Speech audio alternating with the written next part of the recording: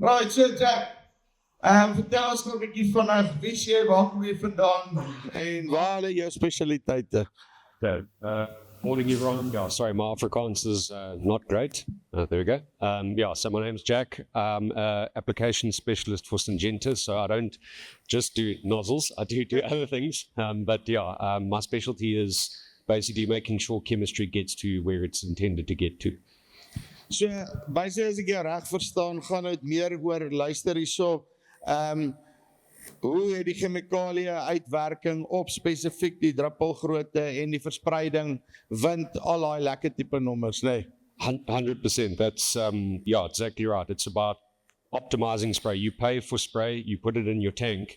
How can we most effectively get everything you paid for onto your crop, basically? So, okay, wat is die eerste belangrikste ding, nee? As ek gaan kyk, want uit die aard van die saak uit, nou betaal ek, en ons gaan nou die dynamika sien hierso vandag, van hoe die sprayers letterlik, ten minste die boom op die regte plek kan kry, en al die type van goed, maar nou het ek nog nie 'n spraypakket op hom nie. Wat is my eerste belangrikste ding, wat ek nou moet kyk, as ek spesifiek kyk op 'n spraypakket, wat ek moet neersit, hoe werk dit?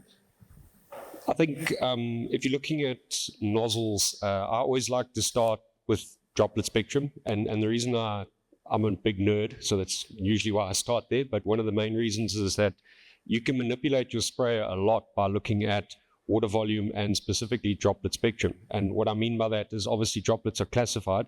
Every droplet has a specific size, and obviously when you're looking at your sprayer and your selection, you need to first establish what it is you're spraying, what is your intended purpose, how much coverage do you need, what are the spray conditions. Obviously if you've got very dry conditions or very windy conditions, there's no point in spraying with a very fine droplet because a lot of it's not going to land on target.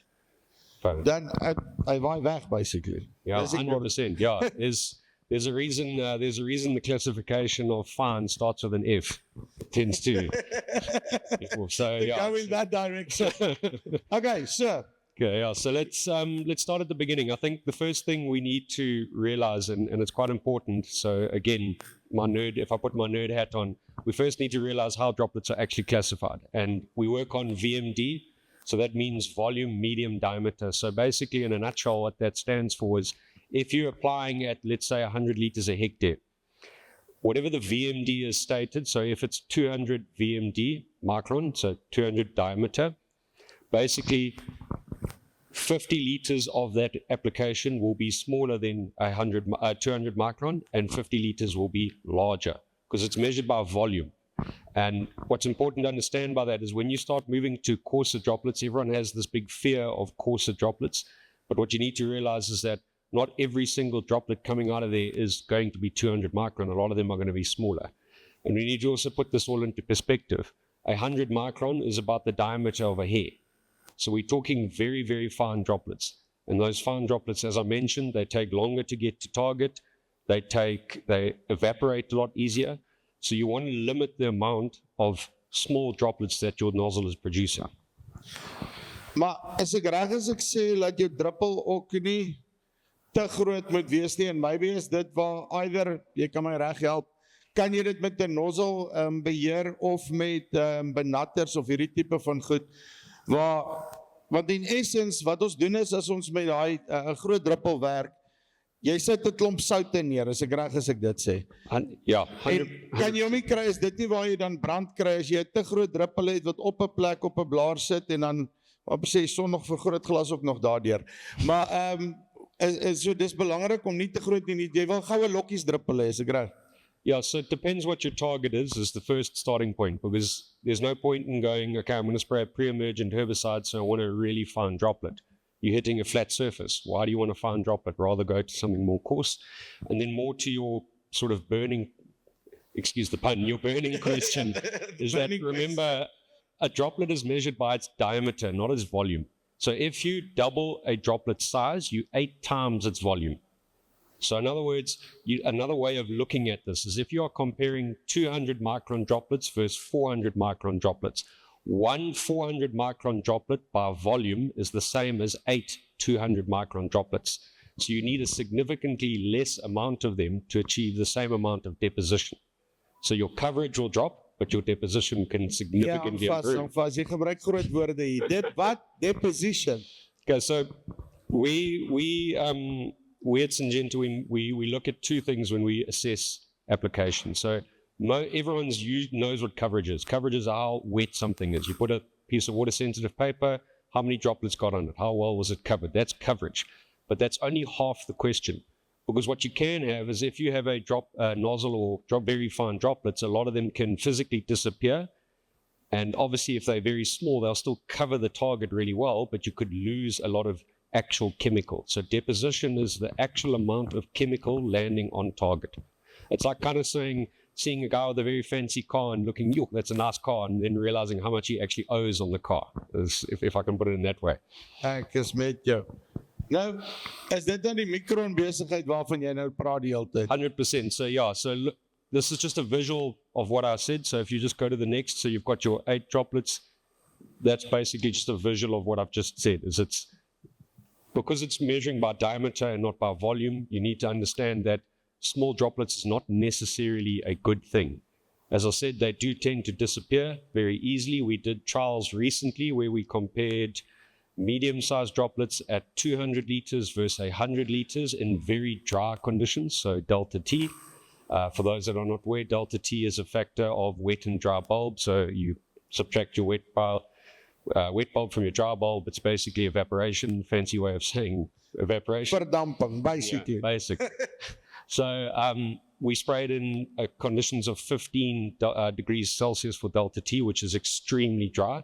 And what we found is that compared to a 200 liter compared to 100 liter with a fine droplet, we lost 46% of the chemistry. 46. So die helfte van my goeds in die lug op. Ja. Nou, maar sê gou vir my, is daar verskillende chemikalieën wat dan nou, hoe kan ek sê, meer sensitief is vir dit en minder sensitief is vir dit? Definitely. If you're looking at your very oil-based products, your dicambers, your 2,4-Ds, they are very susceptible to volatilization. So it's why you'll see... Wag. Wat? Volatilization. Sorry, my Engels is ook net so groot. So as net verduidelik my wat sy groot woord. So it's basically how quickly you can speed evaporation of something. So like urea, to completely different thing. If you wet... Yeah.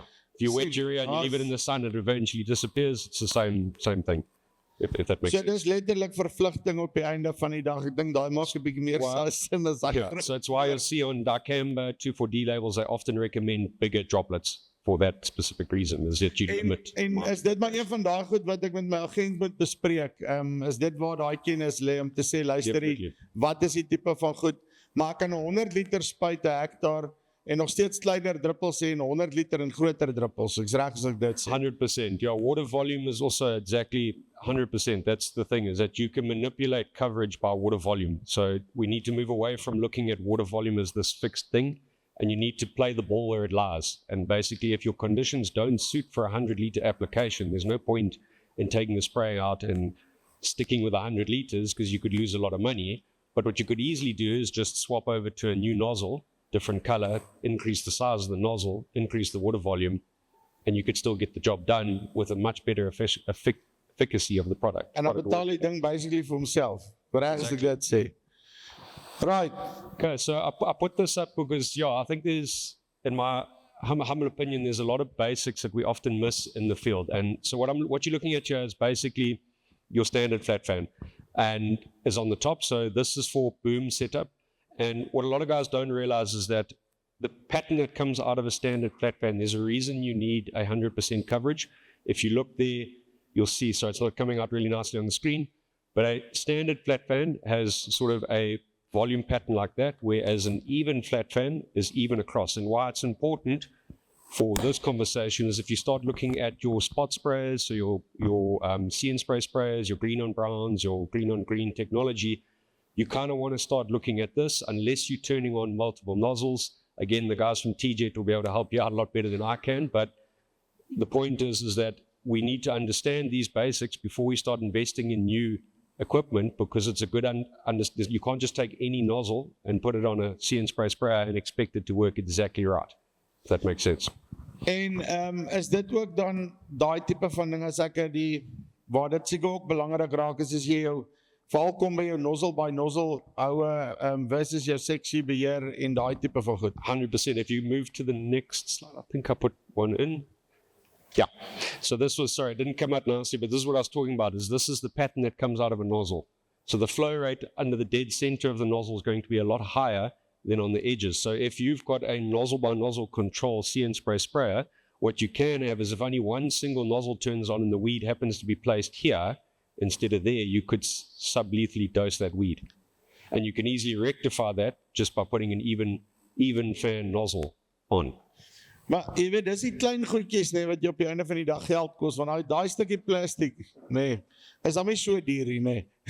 Yeah, no, 100%, 100%, Andre, that's the point, is that they're not nozzles. I always like to say, what's more expensive, chemistry or nozzles? And I can promise you nozzles will always win that fight. Just take 10% of your chemical bill, I promise you buying a set of new nozzles is going to be a lot cheaper.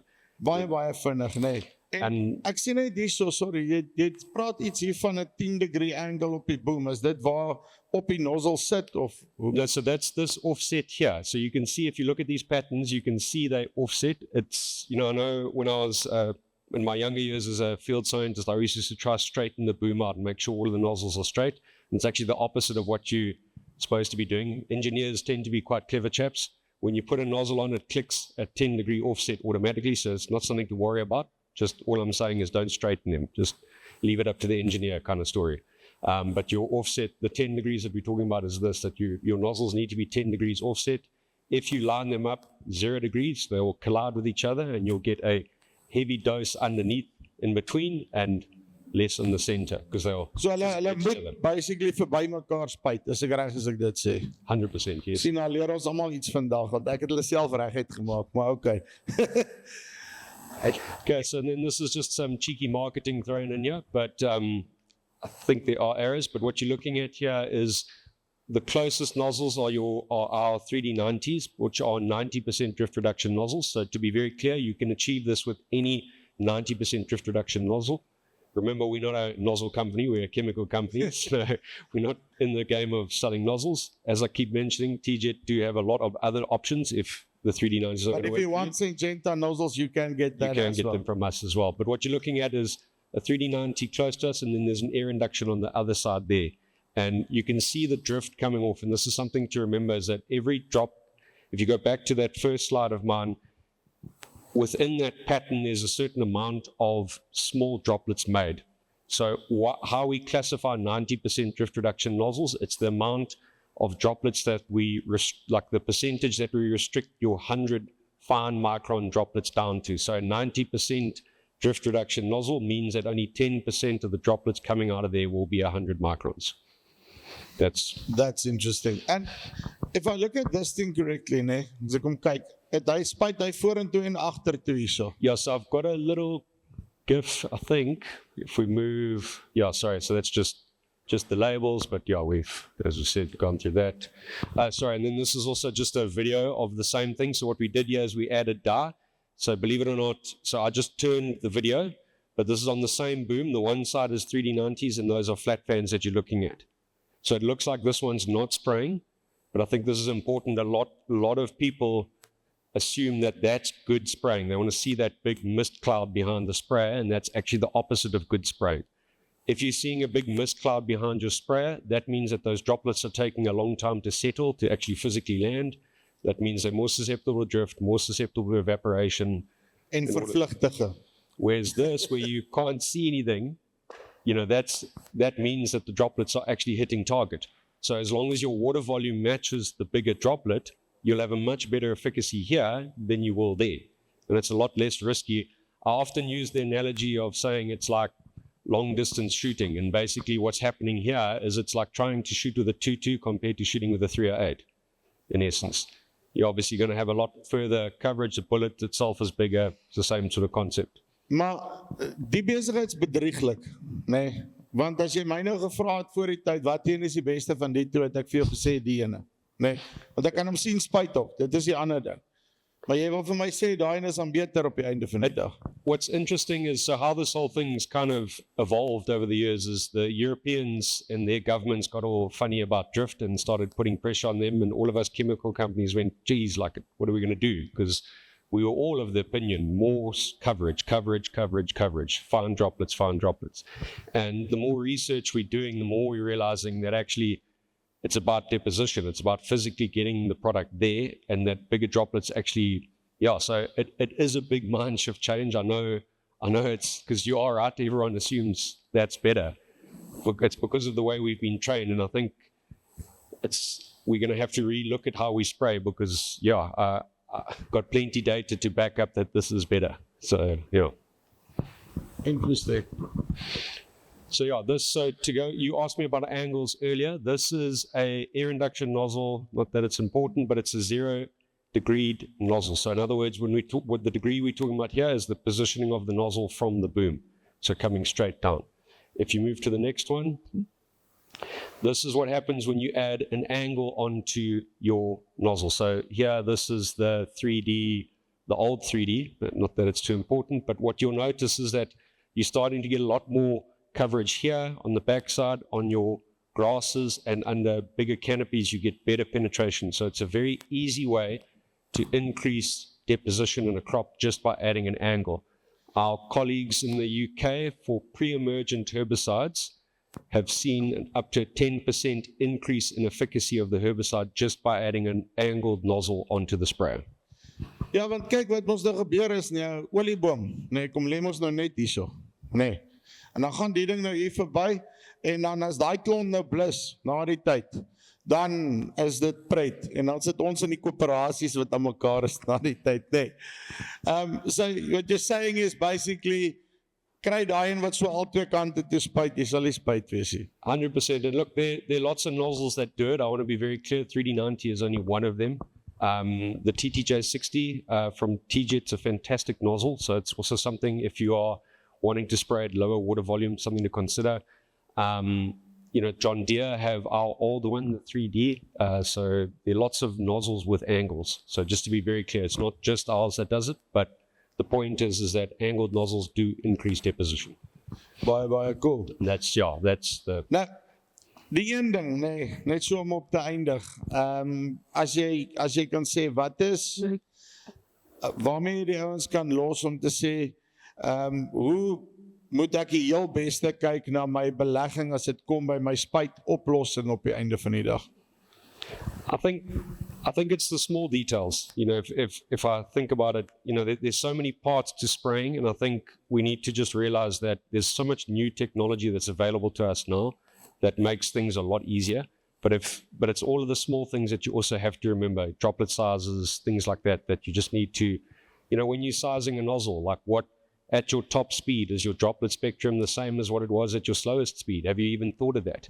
I think we're very quick to go, what's the nozzle that can go from 5 k's an hour to 16 k's an hour? And no one asks, well, what's the difference between a droplet spectrum at 5 k's an hour and 16 k's an hour? Have I got a pulse sprayer? What is it about my sprayer that makes it unique? And how can I maximize or leverage those abilities of that sprayer? Last thing is then just, it's handy dandy and fine that you say these things, okay? But now I'm sitting here somewhere in the Free State or somewhere. Where can I get this information? Okay, who can help me with this? Want nou is dit, dan moet ek weer vir my plaaslike ou luister en hy wil net enige ding aan my verkoop, maar waar kan ek daai inligting kry sodat iemand my actually kan help met dit? Look, you can always contact me if you'd like, but another good... Bel vir Jack. A good... TJet, also very good, I've worked with France in the past, and also a very good source of information. Another great source of information is Sprayers 101, completely free resource. Just Google Sprayers 101, they're Canadian. So there is a site, Sprayers 101. Don't be careful what you Google, but Sprayers 101 is a particularly good one. And they have a lot of, it's non-profit organizations, so they've got nothing to gain, very good information, and I would seriously suggest having a check out there. Uitstekend. Jack, dankie baie. En dat was bietjie baie informative. Thanks. Pleasure. Right, so 'n klap al vir Jack.